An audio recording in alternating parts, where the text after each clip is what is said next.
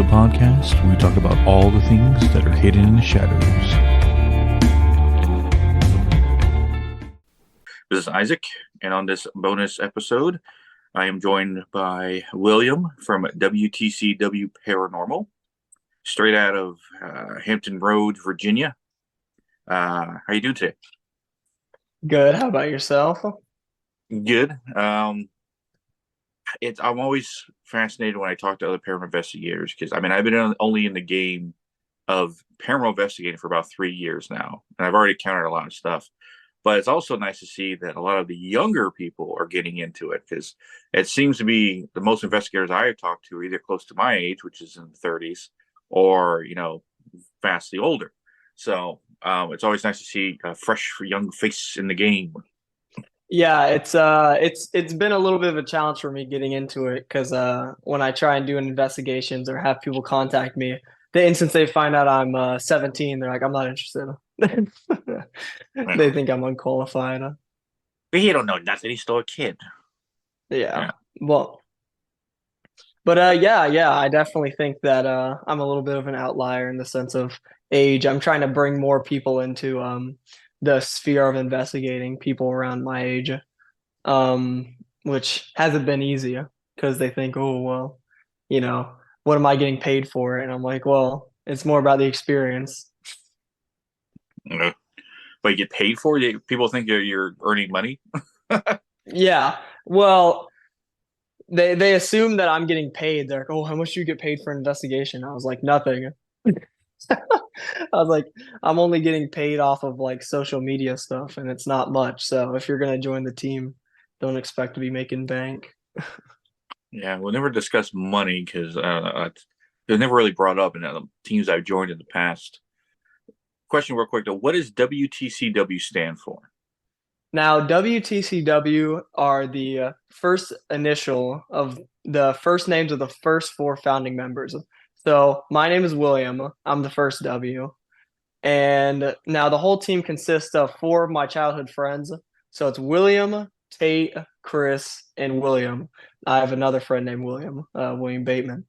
And now, unfortunately, not all four of the members are still with us because as the team has grown from just a like kind of a side hobby, something that I did very rarely, to now what is starting to become a real business, where I get house calls and things like that. They haven't really wanted to stay consistent with it because they felt there wasn't a point to it. But yeah, that's what WTCW stands for. William, Tate, Chris, William. All right. And actually, I know you said you're 17. That makes me wonder though. Most experiences amongst paranormal investigators happen to us at a young age, hence why we get into the game altogether. So, what actually got you into wanting to paranormal investigate? So what got me into wanting to investigate was this. So from the ages of about 7 years old to 11 years old, I lived in a house that housed two people that had died inside the building. Now, I don't know the exact history of it because I was very young, but I suffered a very intense haunting, which I talked about in one of my videos featuring Mike from MT Paranormal. But to summarize, I experienced a lot of things, doors slamming, voices, being pulled out of my bed, etc. Things that were like very intense. And as I got older, from the ages of 11 to 15, I just became, the standard assumption that ghosts aren't real, and I was just young and I was being weird. But then over time, I started questioning that belief, and it got to the extent of, well, how about I investigate for myself and decide if ghosts are real for myself by going to haunted locations and investigating, which is what I've been doing for the past 2 years. So that's what got me into it, questioning whether or not ghosts are real because of the experiences I had. So, in total, how long have you actually been doing it? Since Halloween of 2021. Oh, Mm-hmm. so 2 years, a yeah. little bit over 2 years.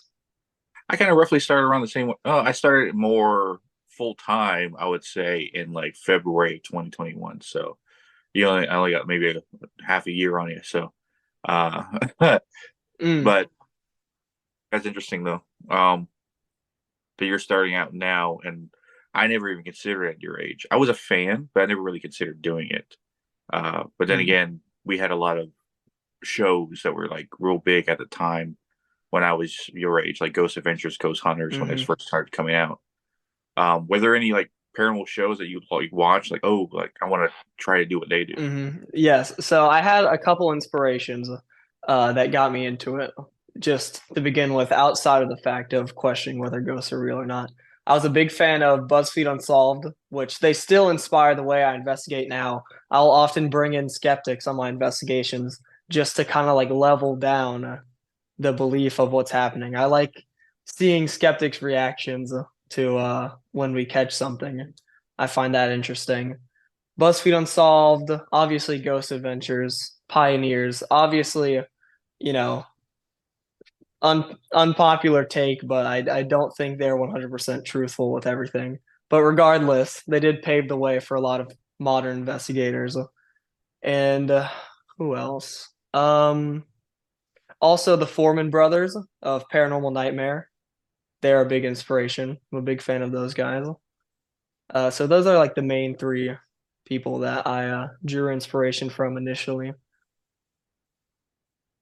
Well, I would say that's well the early days. I remember watching the first Ghost Adventures documentary they did on the Goldfield thing, Mm-hmm. which Yep. got them their show, and then I watched that, and then it's kind of I don't know. You've been doing it long enough, you probably feel the same way. But like after you figure out like how I always use the terminology how the sausage is made, since you've seen behind the scenes, you know how everything works and how it's supposed to go in investigation. And when I see like Ghost Adventures guys who've been doing it 20 years plus, right, react the same way as they did on day one, and I go in investigation now and I don't react to anything because I'm already, Right.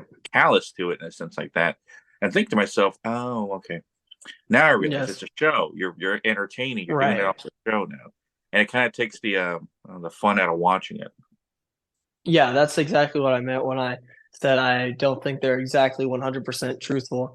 I think they value making an entertaining show over catching and documenting real evidence of the paranormal, which is their job, to be fair. Their job is to make an entertaining show. So, no shade to them in that sense, but not exactly the best front for evidence. And when you get ready for an investigation, what do you do to prepare for one? So, to start for an investigation, uh, just like step by step process I like to do. The night before, I like to charge everything, place the batteries and everything, just to make 100% sure it doesn't become a problem that something dies out. Then, right before the investigation, I have all the team members meet up at my house. As of right now, we have, I believe, one, two, five team members, which is our psychic Larea, me, Tate, who is a cameraman, William Bateman, who's an investigator, and Emma, who's also an investigator. And I'll bring all of us together and I'll do a cleansing with sage, and then I'll bless everyone and pray over everyone to St. Michael the Archangel's prayer. And then we'll all go to the investigation, meet up uh, maybe for 6-ish hours. We'll investigate. I like to start with doing a sweep of the location individually. Each, we decide like a home base area for our investigation. We'll choose a room or whatever, and then we'll send everyone out individually to do a sweep of the house to see if we catch anything. Because we feel that some instances ghosts react more to one person as opposed to everybody in the same room. And then we'll go through and we kind of mold our plan for the investigation dependent on how it goes or what the history of the location is. And then at the end, we'll do a cleansing once again and be on our way. Yeah, that's a good preparation and stuff like that. I would say most of the time, with me and my wife, because our team now is basically made up of me and the missus. Um, and as of right now, it's kind of not say all we need, but probably need more tech people, just people to handle the camera and stuff like that. Mm-hmm. Uh, Yeah. but our preparation is learning about the location, the histories of it. My wife, is very talented. She always gets on me about this when I keep bragging about her, but she is very talented psychic medium that she is. Remotes fused into a location. She maps out the area where the highest density of energy is, and then we work our way through at a location. And that's where we usually go about it and stuff like that. But then again, the Mhm. way me and my wife do our style investigation is a lot different from almost everyone. But we're not here to talk about what I do. We're here to talk about what you do. Uh, but it's interesting. I was about to ask one of the questions is, have you ever worked with psychic or mediums? But you apparently have one on your team. And how Mhm. does she help out a lot with the investigations? Or better, the better question is, what is her main gift and focus of her Yeah. ability? So Lorraine, she's incredible. She I met her when I started taking the group more seriously. I decided now one of the best things to have as an investigator I've found personally are connections, right? Because I don't have a wealth of knowledge about everything, right? You know, so I have priests that I'll consult about certain things, and then I was looking for a psychic that I consult about certain things, which I called Lorray, and we actually partnered our businesses up. So WTCW Paranormal is partnered with Spiritual Insights Psychic Readings, which is Lorray's business. Now her gift particularly is she is a clairvoyant and sensitive as well as a psychic medium, of course. So she will receive messages and connect with spirits. And what we like to do is, for example, for our last house call, which was at a location where there was a murder, I had known about the history prior, which I do as much research about the history of a location as I can. Um, building up to the investigation. But I told Lorraine nothing. I didn't want her to know anything going into it.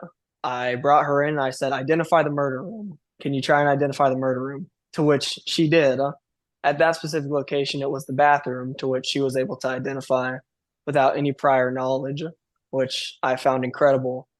Now, what I like to do with Lorraine specifically is we'll sit down and I'll try and have her connect with whatever is in the house and she'll receive messages.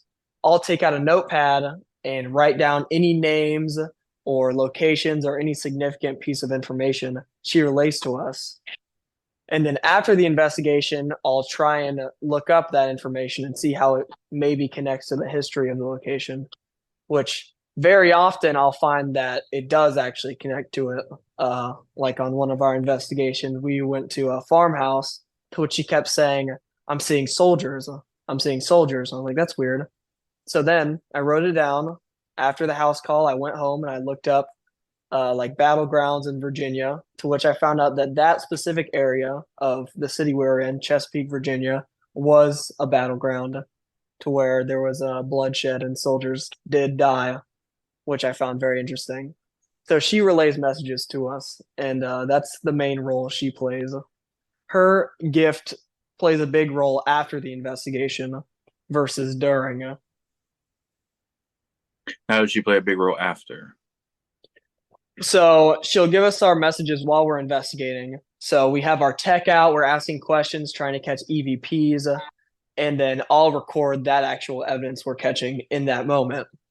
And then I'll take the messages she relays to us during the investigation and research them after the investigation.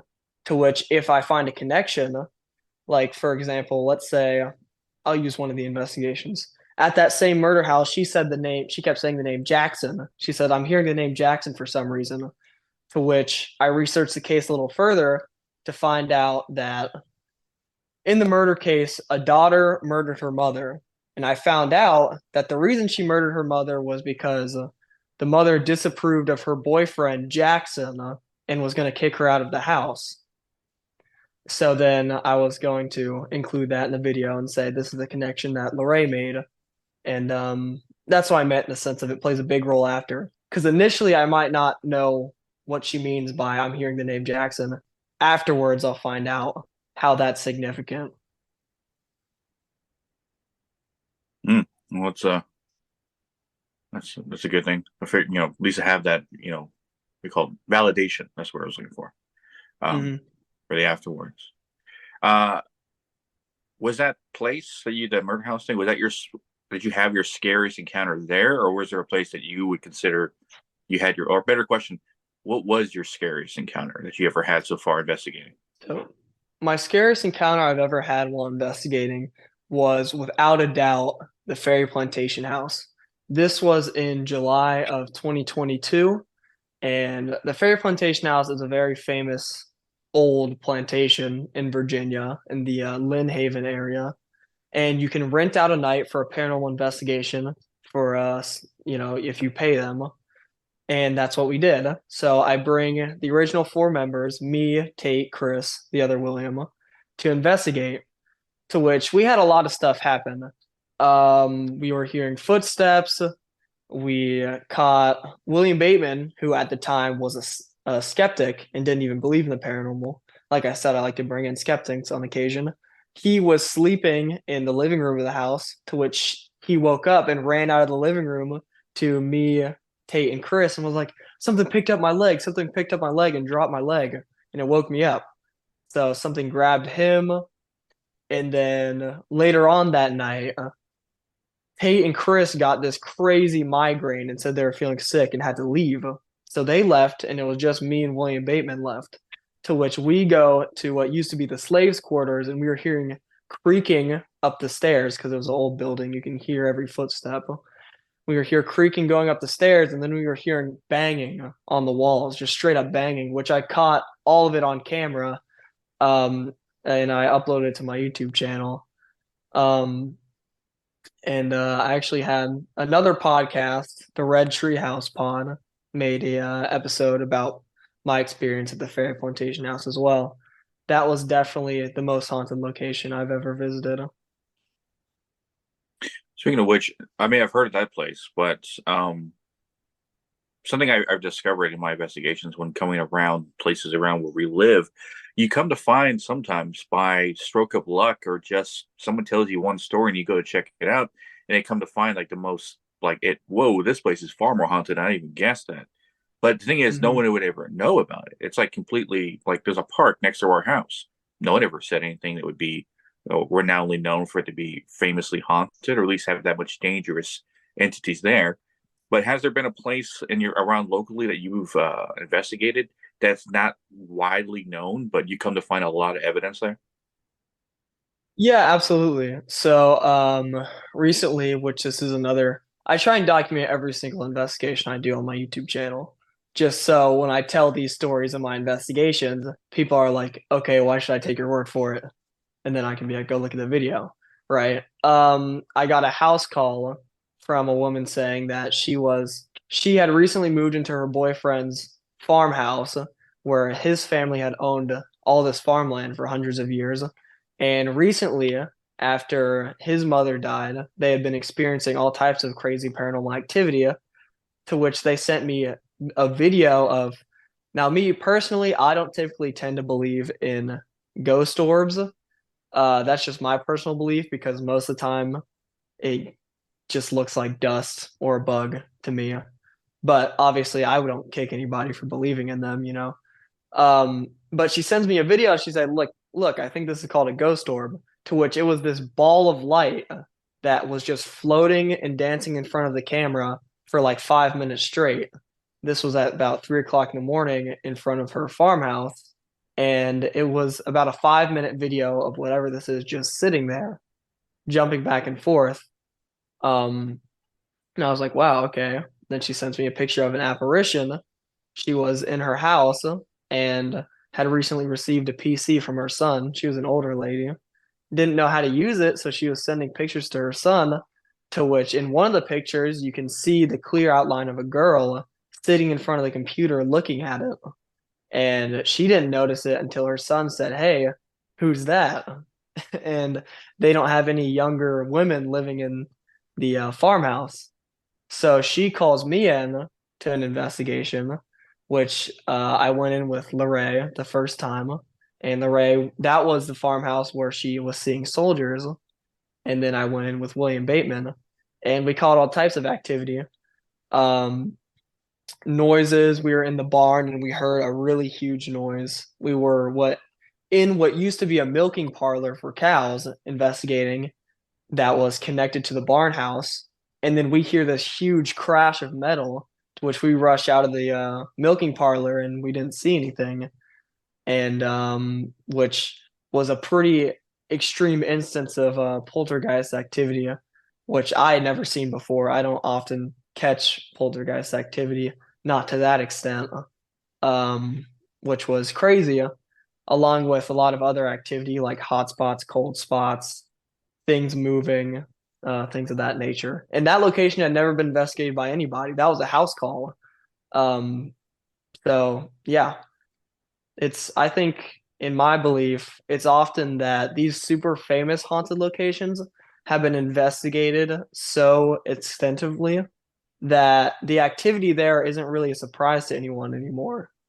Where the really, really haunted places are just houses that people are living in and experiencing things, or parks or forests and just normal places that are around where no one would have any idea if it's haunted or not.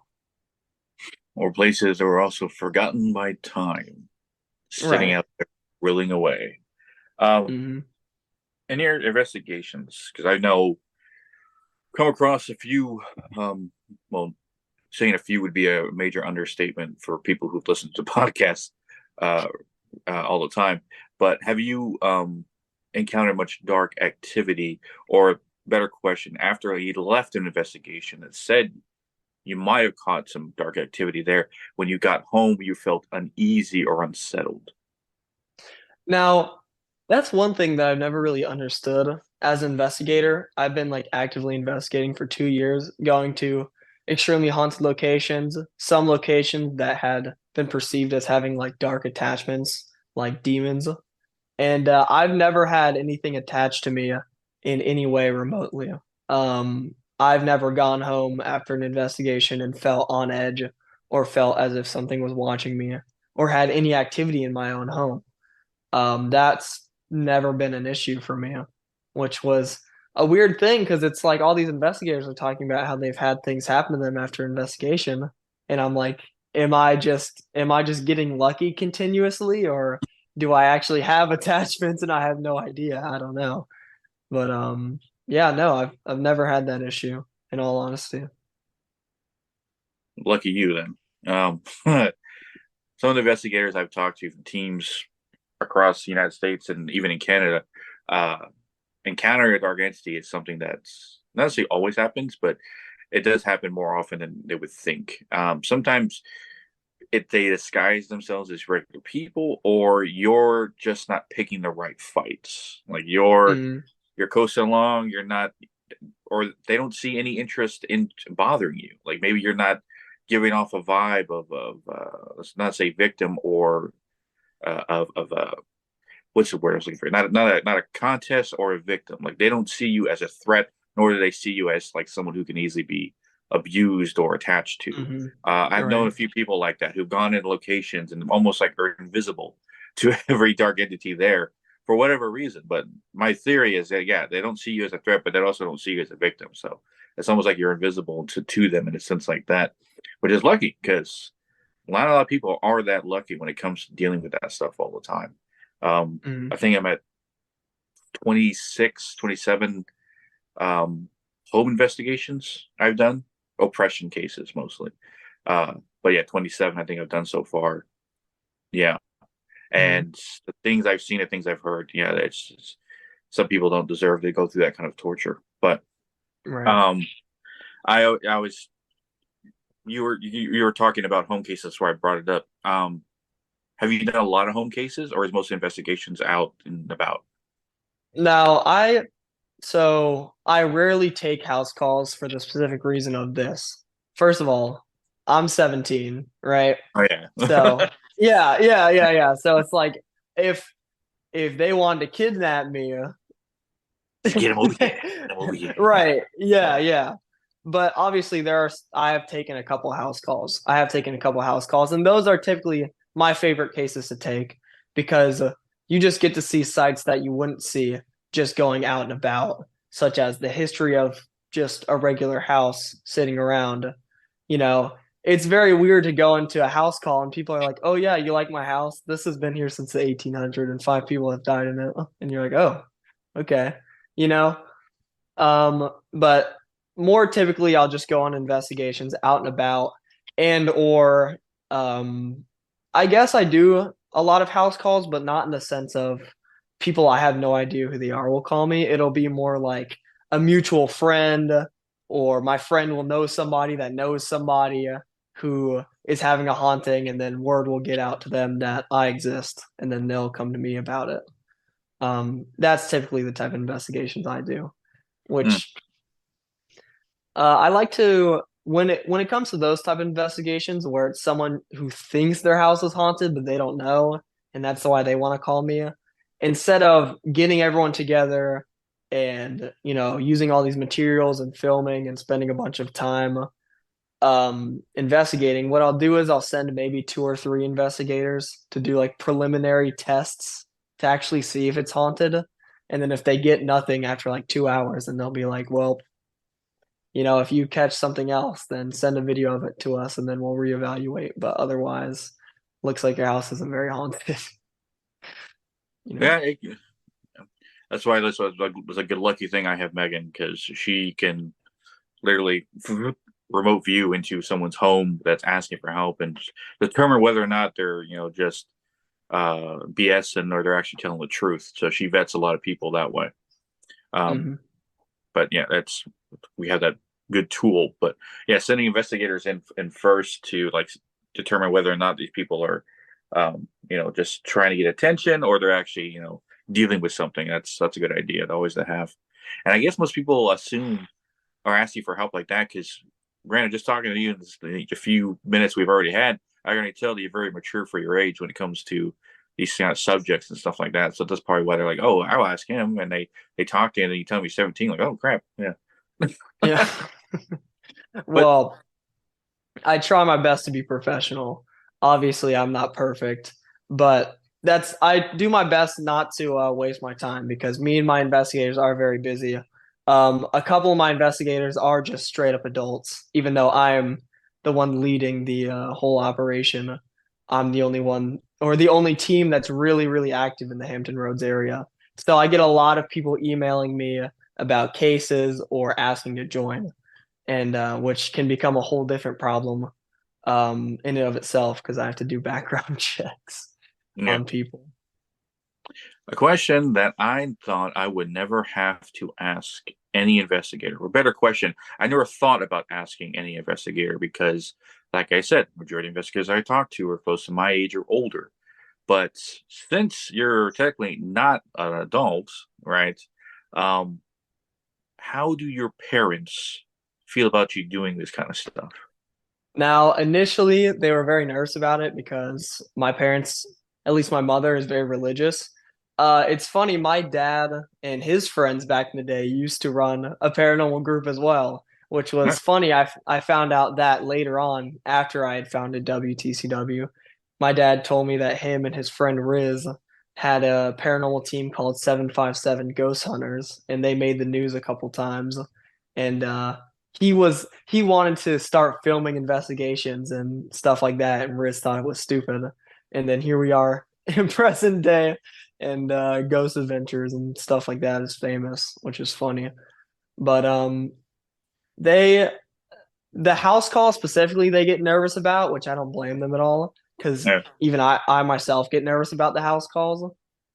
Otherwise, they don't mind because I've have a team of five people that I'm typically going to places with, kind of like a strength in numbers thing, to which a couple of my team members are full blown adults, so they're a little less nervous about it on that front. Now, did your dad ever go with you on investigations? Yes. Yeah. He's gone a couple times just now when I was like 15, when I first started the team, I had him have to drive me around, and then just for fun he would tag along just to see if we got anything. He ended up coming with us to the Ferry Plantation house investigation, to which he wanted to leave later on in the night. He didn't even want to stay there. he was just sitting in the conference room for most of the investigation.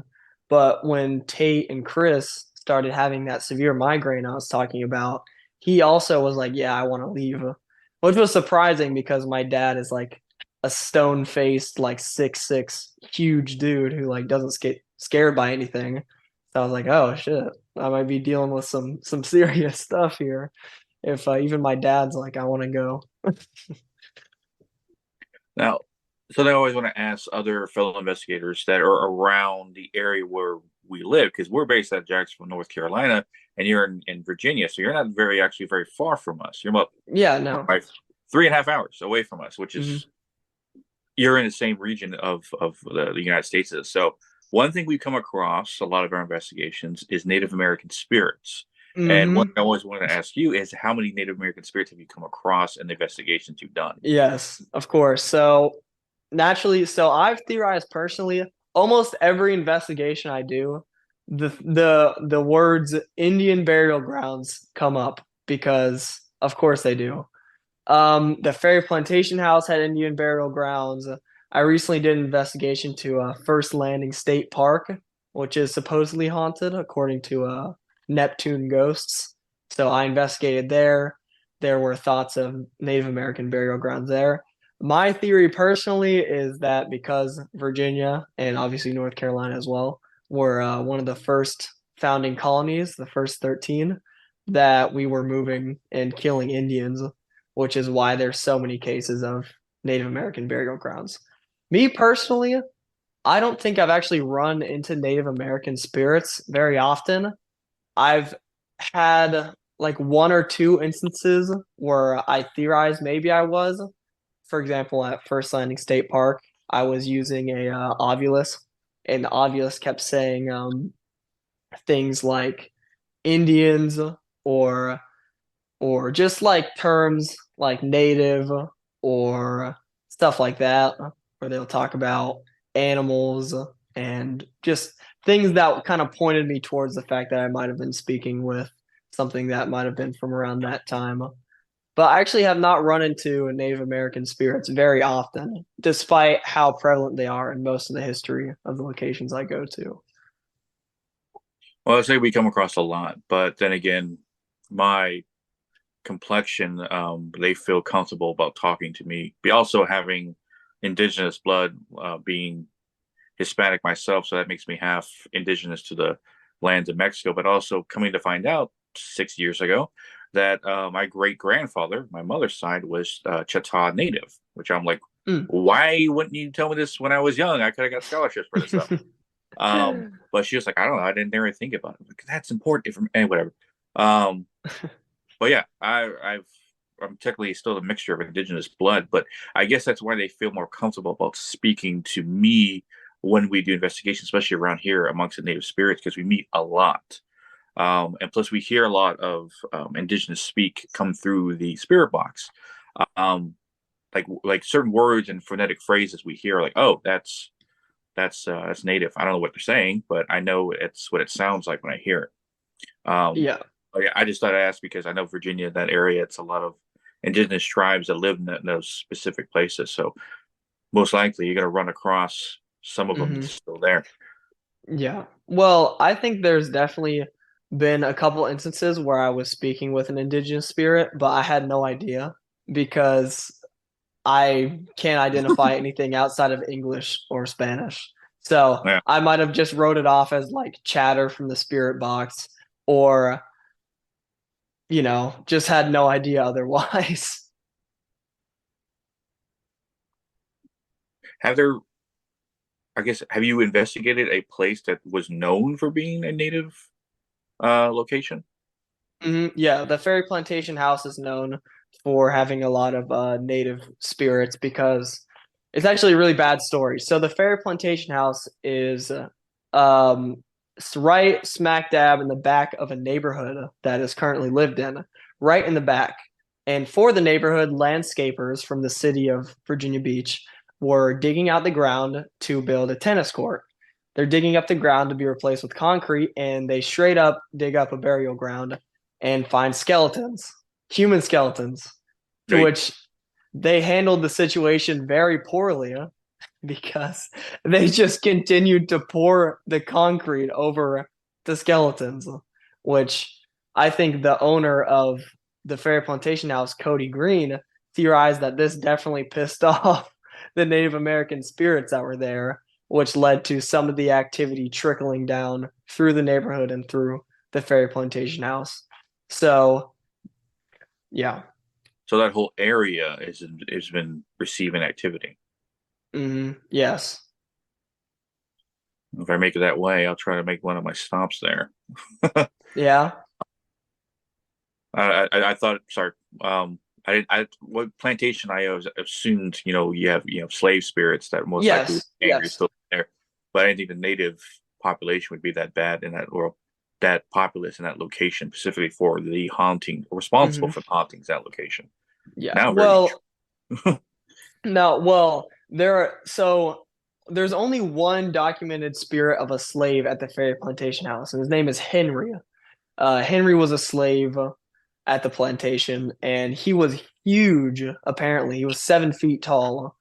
And there's actually inside the building an inscription of the letter H, which they uncovered, which was originally from Henry. So there's documentation of him specifically. Cody doesn't think that the Native American spirits are the main thing that's causing the hauntings at the Ferry Plantation House, but he thinks that it adds to the energy there, or is a part of what's happening there because, I mean, they dug up their skeletons and just poured concrete all over them. So, I mean, and they also find spearheads and other like, what's it called? Old pieces of paraphernalia from Native Americans all over that area. Hmm, definitely have to check that out for sure. Um, to pivot from this, what was one of your favorite investigations you've done? My favorite. Hmm, I think my favorite investigation I've ever done was when I was on the way to Philadelphia to go to the Eastern State Penitentiary. This was Halloween of 2022. And on the way there, we found an abandoned high school, a completely abandoned high school that was abandoned, I believe, because of a gas leak, and a couple people died there. And we went in to investigate, me and my dad. We did a very brief investigation, but through that, it was super, super interesting investigating an abandoned high school because it was almost as if it was like a time capsule. It was like everyone cleared out of the building and didn't take any of their stuff with them. So all the classrooms had chairs and whiteboards and all types of stuff. And that was super interesting. We caught a little bit of activity, but we didn't want to stick around for too long because it was an abandoned location and I didn't want a breaking and entering charge. Right. No, But sometimes you got to be sneaky. yeah, yeah, yeah. But that was definitely one of my favorite investigations because it was super interesting just seeing the history of it. And also the architecture was just crazy. It was like a two-story building. Um, and it was cool. It was cool. I wish I could go back. Now, depending on high school, I think would scare me for being back in high school. But also, I know one sound would be like distinctively for high school, besides any bells or like that, is a sound of like a desk moving that, right? Mm-hmm. That's distinctive sound, but desk sliding against the floor, and Yeah. that would be distinctive. Okay, what's in here? That whole, Right. yeah, because those don't move by themselves. Right. Um, have you investigated more inside or outside? More inside because I'm not good at investigating outdoors locations for one specific reason. For some reason, my like cognitive ability of forming a plan, since I'm the leader of the group, right? I'm the representative for social media stuff, landing investigations. If one of my other teammates gets an investigation, they direct them to me. So I direct everything for WTCW Paranormal, despite there being 5 members. So it is up to me to make the plan for an investigation once we land one. As I talked about earlier, right? I'll kind of go with the flow and figure out what I want to do, depending on the history of the location. Now the problem comes in is for an indoor location, I know where hotspots are due to the homeowner telling me, and I can kind of just figure out what to do with it from there. Outdoors locations where it gets a little bit tricky because it's usually typically a lot bigger of an area as opposed to just a house or, whatever else indoor location it could be. So my ability to make a plan kind of fails me. But that's where the connections I was talking about earlier tend to come in. Mike from MT Paranormal, he lives in Ohio and they have a lot of like indigenous spirits. So he does a lot of investigating outdoors in the woods and stuff like that. So most of the stuff I know about investigating outdoors, I know from him. For the most part, I do a lot of investigating indoors. So what I prefer doing. You got all the luck. 95% of my investigations have been outside, just because we can never get to go inside a place. Most places turn us down because a lot of around here is ruled by the Historical Foundation Society or Yeah. whatever, and they don't like investigators, so they're not gonna allow anybody to go in certain places. Yeah, same thing with Virginia. The city of Virginia Beach and basically every like big city in Hampton Roads just hate investigators. I've emailed so many places asking to investigate. I'll even like offer free promo. I was like, there's a couple locations that for Halloween they'll do like ghost tours. I'm like, I'll make a video, you can use it for promo. They're like, nope, we don't care. So I have to do house calls or abandoned places if I want to investigate indoors, which is what tends to happen. Well, you come to find some of these places outdoors, you catch a lot of stuff, especially when you hear things out in the woods that is not an animal or wouldn't be anybody because there's no one in the area for miles. So, yeah, that's when you start hearing stuff, and especially when you feel the atmosphere go quiet, that's uh, Mm, that's a sensation that you do not forget. yeah, Yeah. yeah. Um, so you do a lot of investigation insight. What would you say is your favorite equipment to use? Now, what I've realized over time with investigating is me personally, I don't like to rely on equipment too heavily because I feel like I like to call it measurable phenomena, is the best type of evidence we can get. Now, while it may be interesting to catch an interaction with a spirit over a spirit box, the average person watching the video might be like, okay, who cares, right? They might not understand how the piece of equipment works, or they might write it off as radio chat or whatever. So, my favorite pieces of equipment are temperature reading equipment to catch hot spots, cold spots, because that's a measurable phenomenon, a big drop in temperature or a big increase in temperature. EMF readers, I really like. I also like motion sensing equipment. Motion sensing equipment is really good for me because even someone who doesn't know anything about paranormal at all, if they click on one of my investigations and they see a motion sensor going off without anything in front of it, they're like, whoa, that's weird. Even if they don't know anything about paranormal stuff. Um, so motion sensing, temperature reading, EMF, also, I like EVPs as well. I think my favorite would probably be the EMF reader simply because how easy it is to use. Um, which it's good for catching evidence as well. I catch a lot of evidence with the EMF reader. Now, do you have like an actual like well, I guess the equipment wise, like you bought and purchased majority of this equipment, or like did you inherit it from your dad? No, no, no. Oh, Yeah. no. No, back when my dad was doing it, the equipment that we have now was not even a thing yet. All they Oh, had back then was just EMF readers, cameras, and that's it. End of story. So the investigating they did was basically the only evidence they caught was things moving or noises, stuff like mm. that. I have spent an unreasonable amount of money on new tech. I have an Ovilus. I'm trying to get a REM pod. They can be freaking expensive, so I'm saving up from working. But Ovilus, Spirit Box, EMF reader, cameras, motion sensors, like touch cat balls, those.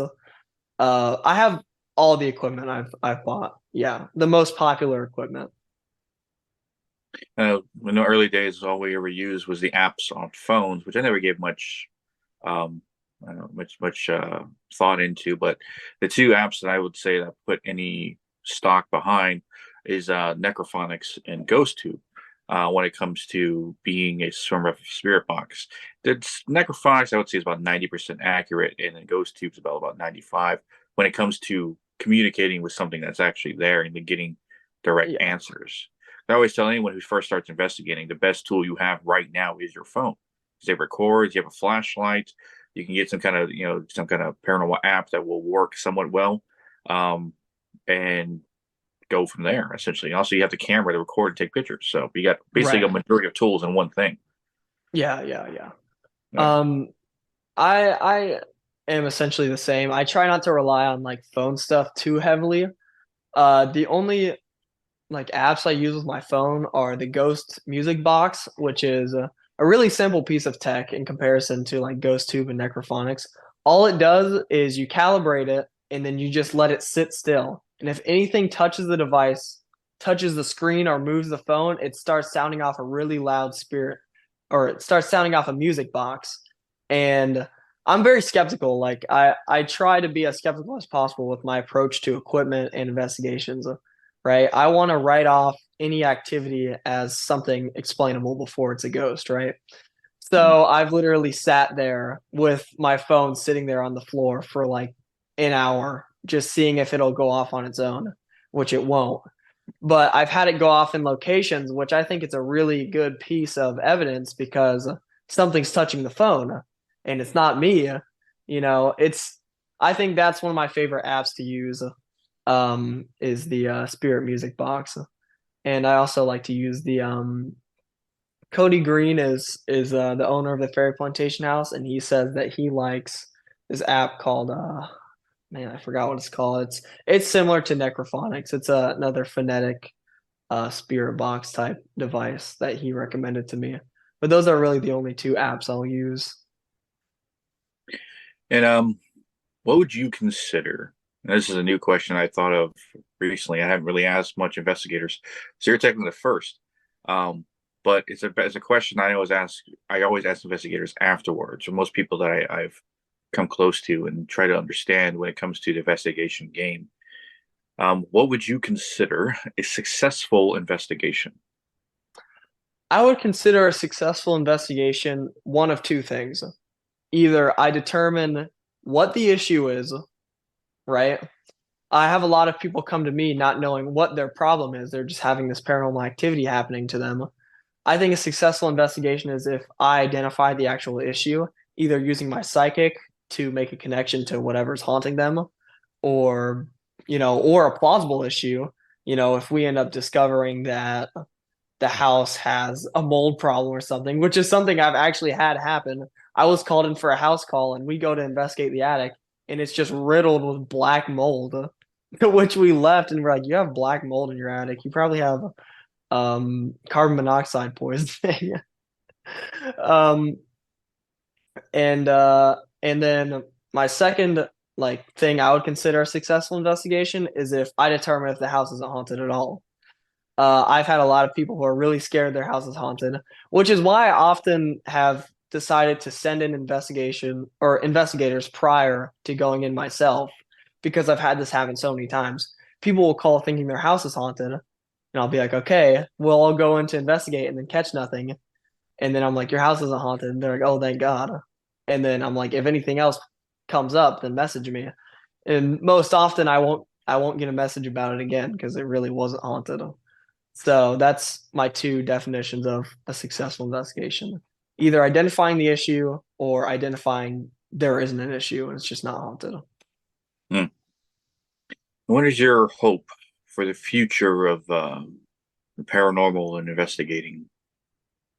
I want now, I think ambition is key, right? For me personally, I want the world to accept the idea that ghosts are real more commonly than they're not. If I were to tell the average person on the street that I'm a paranormal investigator now, they'd probably think I'm weird, right? They'd probably think I'm strange. My dream is in a ideal world that it is more often that someone will believe in ghosts as opposed to them not believing in ghosts. That's, I think my objective is to spread awareness that the fairy tale's real, ghosts are real, demons are real, and there is something after our earthly life. Good answer.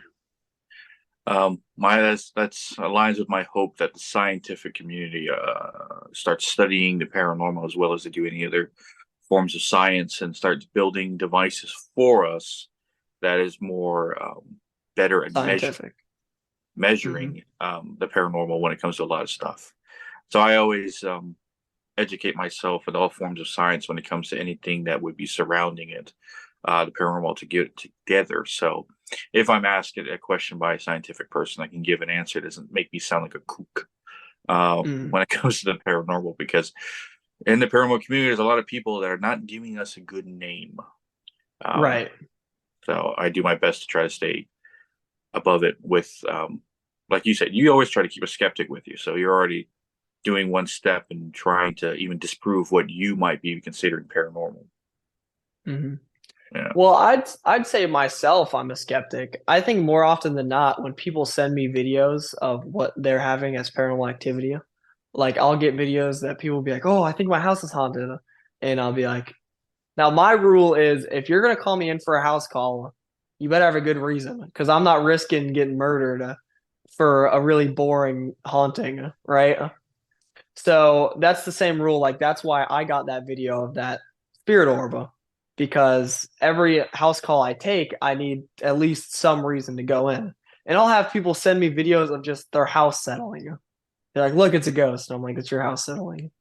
Or or it'll be like their fridge ice maker turning on. They're like, "Listen, look." I'm like, "Okay, how about you set a timer and see how often that noise happens?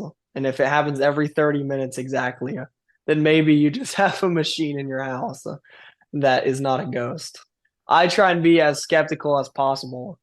And once all else fails, then fine, I'll turn on my tinfoil hat and become a ghost hunter.